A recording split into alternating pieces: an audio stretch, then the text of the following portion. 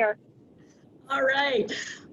Kim, I think we'll go ahead and start because I really respect your time, everyone, and I really want to keep it at a half an hour. But I'm so happy you're on because this is probably one of the most difficult things for all of us to do, and that's manage our work-life balance. And so I love that quote, check yourself before you wreck yourself. So I'm glad you're checking in and checking yourself because we all need to take care of ourselves while we're doing this hard work. So contrary to popular belief, the most effective principles do not work all of the time. I know I had a hard time with that as an administrator, and you're all nodding like, yeah, I'm having a hard time with that because you just think, there's so much to do and I don't know how I'm going to get it done unless I work all the time. So there were just some hints from that article that I thought that I would bring back up. One of them was to empower your administrative assistants. I don't know how good you are at that. Some people are excellent at it and some people struggle with giving up some of your control, but empower them to do things like set your schedule, make your appointments, which also kind of pops down to the calendar, everything. If you put on your calendar, I'm going into classrooms from 8 to 10, then it probably will happen. But if you just tell yourself, I'm going to try to go into classrooms, it doesn't always happen. So calendar, everything. Commit to 2 days out of the office and into classrooms. I thought that was a really good point. I always tried to do that, but often got interrupted. But at least if it's on your calendar to get into those classrooms, you know it's going to happen. Delegate authority. You know, how can your counselor help with attendance issues? How can your counselor help with even some discipline issues? What teachers are strong enough that you can delegate some authority to? And just being very intentional about what you do in the work. So that's just the little blurb about trying not to work all of the time. And hopefully these 5 will help you not do that. So today, really, this class, though, is about practicing our self-care. The first one is just thinking about your health. You know, the recommendation is 40 minutes 3 times a week. What are you doing? Do you exercise? Do you meditate? Do you just give yourself time for just you? Do you read? Just kind of to share out, how do you find that time, or do you find that time? I met with a principal yesterday who said, oh, this is the one that's not working. I'm not finding that time. Do any of you want to share?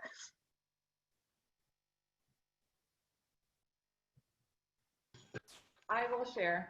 This is the hardest one. It is the hardest one. Carla, go ahead. It's definitely the most difficult one. So I don't get the 40 minutes. I'll take my dogs for a walk for 20 minutes. Well, you got something, so that's progress. Good. Tim? Yeah, I think this is the hardest one for me too, and that's just setting that time aside. This past week, though, I've tried to focus on that. I hit my treadmill a little bit more, and in the mornings, I like to I get up at 5 o'clock in the morning, and then I do some reading or try to meditate a little bit, I guess. Quiet time. Yep, perfect. Chris? I feel like this was a lot easier before I had a child. And so now it turns into like, you know, playing outside with my 3-year-old versus, you know, when I was a single young man, I could go run or do something or had a little bit more options. Right, it is harder with the kids. How about you, Justine? She might be dropping off right now. But yeah, you know, I told my staff always, you know, expect me to leave at 4 o'clock because I'm going to use that time. And if you need me, I'll be back at 5. But I was an early morning person too. I mean, it's just making sure your staff knows, you know, I need this too, and this is when I'm going to do it. So, you know, once they get used to your schedule, that helps too. However, when I found that when I went earlier, then teachers started going earlier. And I'm like, no, this is my time. Don't come early. This is my time to work. So it is hard. They do follow the leader. So that's for sure. The next one is just the love. You need to love yourself and do something each week that is just for you. So, that could be reading, or that could be scrapbooking, or that could be watching football, or that could be anything. But what are you doing for yourself that's just for you? That's a hard one. It's like, I don't have it just for me anymore. I don't know. Is there something, anybody want to share?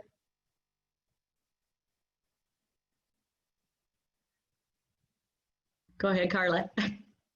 So every Sunday I buy flowers and I put them in my office. It was just something that I do for me. Something I get to look at every day.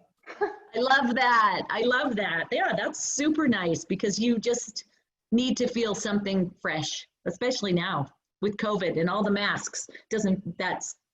That's a good thing just for you. Tim or Chris, is there something you do that's just for you?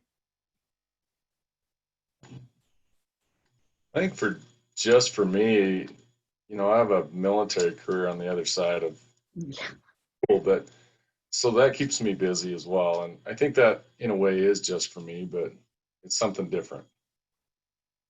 Exactly. And different is good. You can't be thinking about your job 24/7. And yeah, for sure.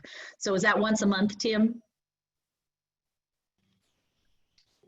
But it's a little more often for me. I'm the senior enlisted leader for the National Guard. So I do quite a bit of travel, and I'll be gone a couple days over the next few weeks, I guess, each week. So Wow. But then trying to balance that with what I have to do here at school.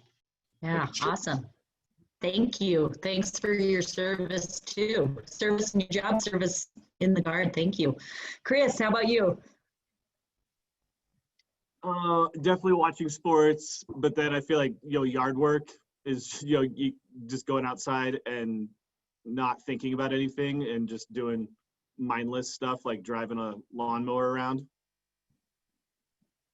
It is. It works. Good. Thanks for sharing, guys. Justine, are you back on? All right. This one is kind of a crack up to. Oh, hi, Justine. How about something just for you? Hi.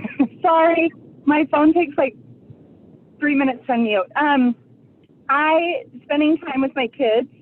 I work with kids all day long, obviously, but with your own, you can kind of just do those mindless things. And I am an exerciser. I like to go run. I like to go do those things with them. So that's I'm not getting enough time to do that right now, but my husband makes me very aware that needs to happen. So I do have a coach in my corner. Good. Yay for Mike. Tell him to keep nagging so that you don't work all the time. So this one, the next one is step out of your comfort zone. And I think that all of you have really done that this year with COVID. That's definitely something that's out of our comfort zone, but it does help us gain a sense of confidence in something different and unique. So what are you doing? And I wrote, besides everything that is out of your comfort zone. What is something that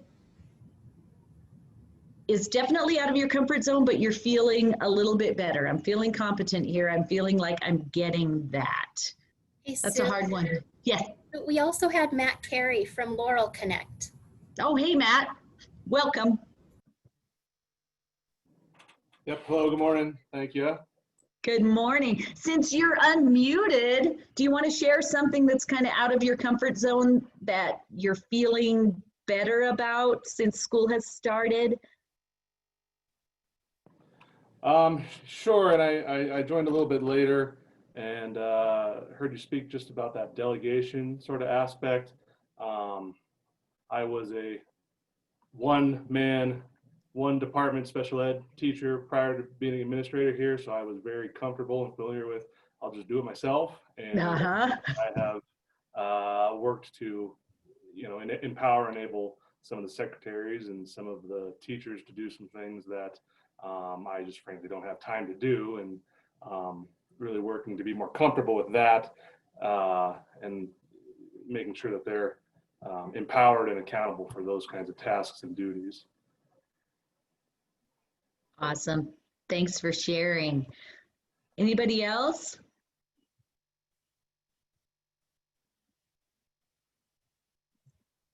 The thing I would say that coming into a new position and just figuring out as you go all the things that people just expect you to do is fun. For example, at the first volleyball game, like right before the varsity game, they're like, "Oh, you're announcing the starting lineups." And I'm like, what? I've never done that. Like, how do I even do that? What do I say? In a new position at a new school, it's interesting as you go along, just all the different little things that maybe you've never done that pile up, and then you get a lot of different experiences. Awesome. And you just do it because that's part of it.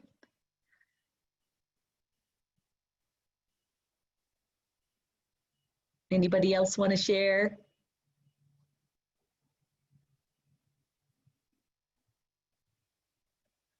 All right. I kind of love this one, that just part of practicing self-care is to show gratitude. And I just feel like this is so important to show thankfulness. A little thank you goes a long way. And I think you guys probably see that with your staff. I know a lot of the principals I'm working with are saying, oh my gosh, I've never seen so many tears with teachers, and trying to just help them through that.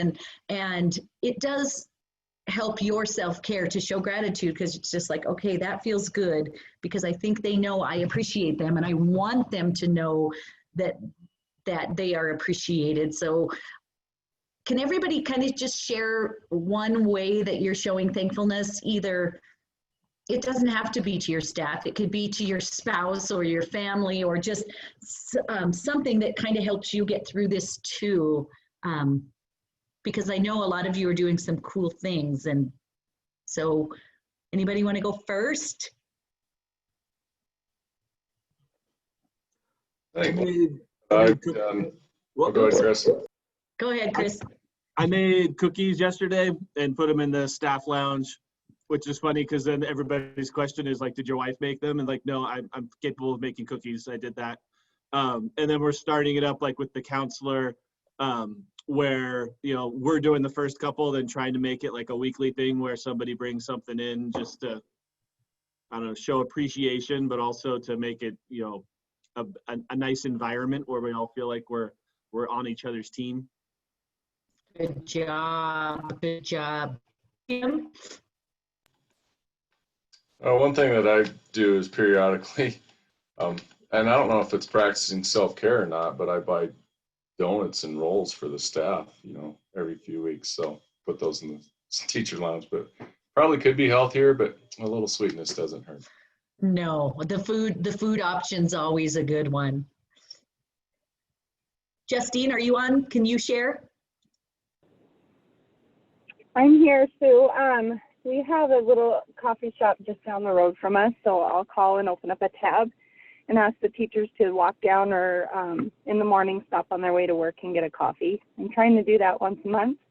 I have a very small staff, so it's doable as far as cost-wise. And I also have a really great team of retired teachers that I'm leaning on that love their staff tremendously. So they're kind of our little angels, and they bring little goodies by every once in a while too. I love that idea of using retired teachers, because I know they get it, and they're a good group if you know who they are in your neighborhood. Matt or Carla? Let's see, on Fridays, I put some sort of candy or something in their mailboxes. And then this Friday, we have kind of a little quick, my social committee called it a pep rally. So we're just gonna do, just for staff, just to meet outside and have a little treat and just kind of relax and laugh. Very good. Matt? Sure. So I'll take the spouse angle. My wife and I, we've dedicated, after the week's done Friday, that's the go out and eat and actually remember why we like each other kind of night. So I've found, especially at this high school level, that there can be some long days with some of the athletics and extracurricular things. And if I don't try to block that night out, then it's easy to just come home, watch TV, go to bed, and, you know, live a independent, sort of disconnected life. So we've been trying to do that to be thankful for each other's company and, you know, appreciation of one another. Awesome. Thanks for sharing. That's good. Yeah, we can't forget that. That's for sure. You tend to get so busy and then you're so tired, and yep, it's good to show gratitude to your spouse. The last one is just kind of an emotional check-in. They say, you know, every day you should celebrate with yourself something you accomplished and that was on the list, because some days I know you feel like, what did I do today? It's over. And what did I accomplish off that list? And then set small goals for the next day. Is there a way you do that? Do you just kind of talk yourself through it? Do you talk to another administrator? How can you celebrate what you alone have accomplished?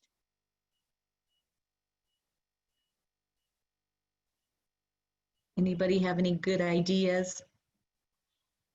I used to just have the sticky notes stuck all over my computer screen, and then it felt really good to pull them off and throw them away. Like, I did it, this was done. How about you, Tim? That's kind of, I'm a checklist guy. So yeah. I do a to-do list and take small, I guess, joy in checking those things off as I go down the list. And unfortunately, your list gets pretty long some days, so you gotta prioritize. Yep, and you have to remember that at the end of the day, you don't have to stay there until they're all checked off. That's what I used to think. And then all of a sudden it was 7 o'clock and I'm like, what am I doing? Go home. Chris or Matt or Justine?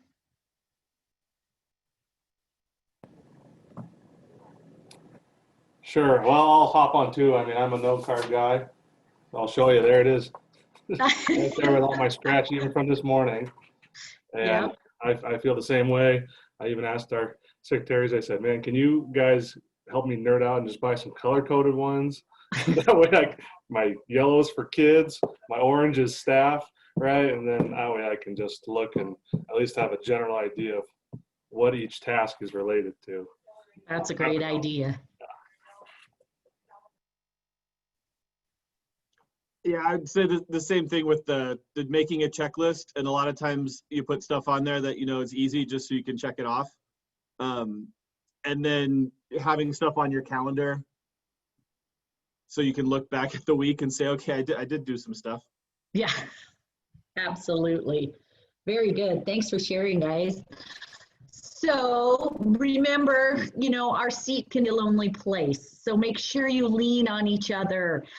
If you have an LPLP mentor, use them. I mean, that's why they're there. I just wanted to give another plug. Sometimes the communication is like, oh, I haven't heard from my mentor. Well, shoot them an email saying, hey, how's it going?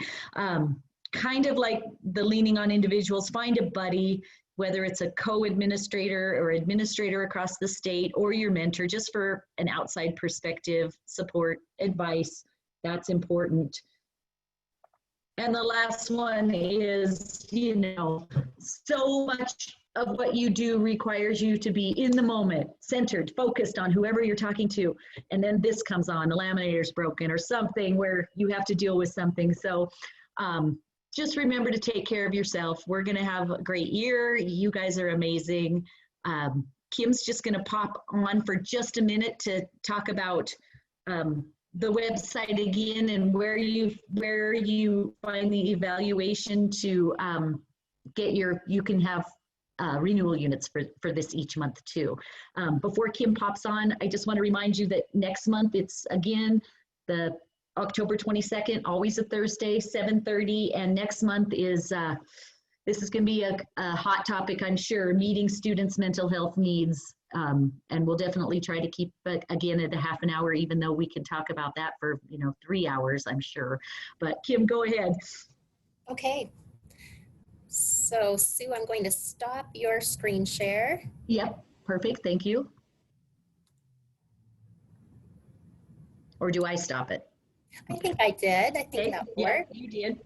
Okay.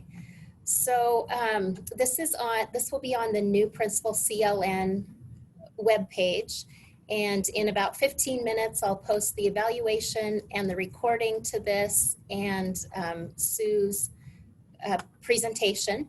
And it will just be posted right here. And this is where you'll find everything for your upcoming meetings also. And the way you get here is by going to Professional Learning, Leaders Professional Learning Program. Member information has all of the huddle information and things that are going on with LPLP as a whole, but your CLN information is right here.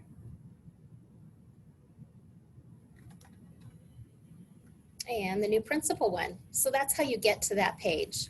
And we'll keep track of your renewal unit credits, but if you give me 15 to 30 minutes, it will all be posted right there on that page.